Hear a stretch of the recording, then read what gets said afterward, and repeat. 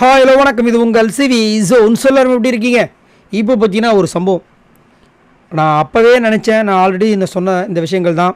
இந்த big pass வீட்டுக்குள்ளே காதல் அப்படின்ற ஒரு விஷயம் பார்த்தீங்கன்னா ஒன்லி ட்ராமா. வெளியே வரும்போது அதிகமாக பாதிக்கப்படுறது பெண்கள் மட்டும்தான். ஆண்கள் அவங்கவுங்க அடுத்த கட்டத்துக்கு போயிடுறாங்க. அதை நினச்சி வந்துட்டு நிறைய பேர் இன்னும் லாஸ்ட்லேயெல்லாம் பார்த்தீங்கன்னா ரொம்ப மனசு கஷ்டமாக இருக்குது.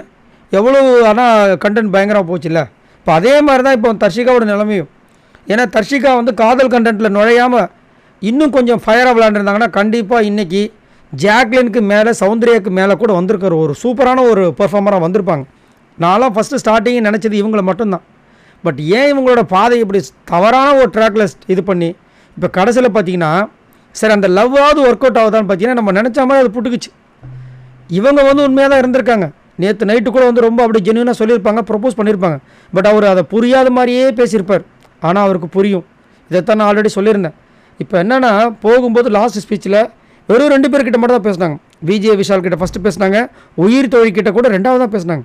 பவித்ரா நீ நல்லா விளையாடு, ஸ்டே ஸ்ட்ராங்.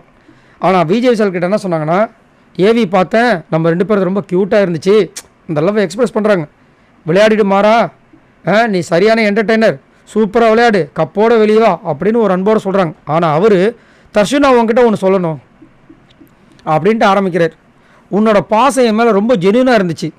அப்போயே நான் புரிஞ்சுக்கிட்டேன். ரைட்ரா, அது கண்டிப்பாக தர்ஷிகாவுக்கு புரிஞ்சிருக்கும். ஏன்னா தர்ஷிகா அந்தளவுக்கு முட்டாலாம் கிடையாது. அவர் பேச ஆரம்பித்தோடனே கண்டிப்பாக புரிஞ்சிருப்பாங்க. சரி ரைட்டு, இவன் கைட்டு வர்றதுக்கு பிளான் பண்ணிட்டான் அப்படின்ட்டு.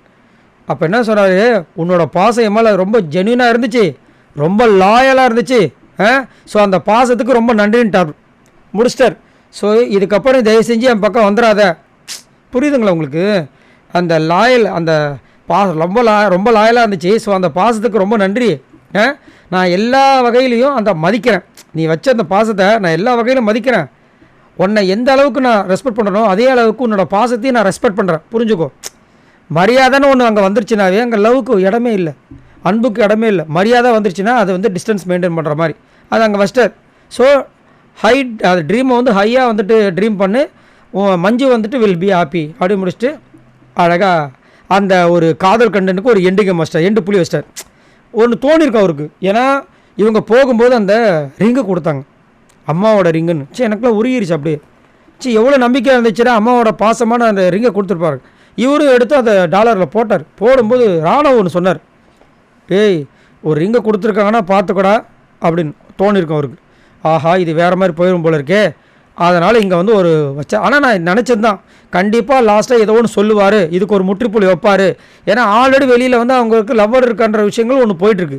அப்படின்னு இருக்கும்போது இது எப்படி கண்டினியூ ஆகும்னு நினச்சேன். கரெக்டாக ஒரு முற்றுப்புள்ளி, சூப்பர். ஆனால் தர்ஷிகா தேவையில்லாமல் விட்டுட்டியம்மா, நான்லாம் உன்னை டாப் 5ல் வருவேன், டைட்டில் வின்னராக வருவேன் நினச்சேம்மான்ற மாதிரி இருக்குது. சரி நீங்கள் உங்களோட கருத்து சொல்லுங்கள். உங்களுக்கு என்ன தோணுது? தர்ஷிகாவோட நிலைமையை யோசிக்கும் போது என்ன தோணுது?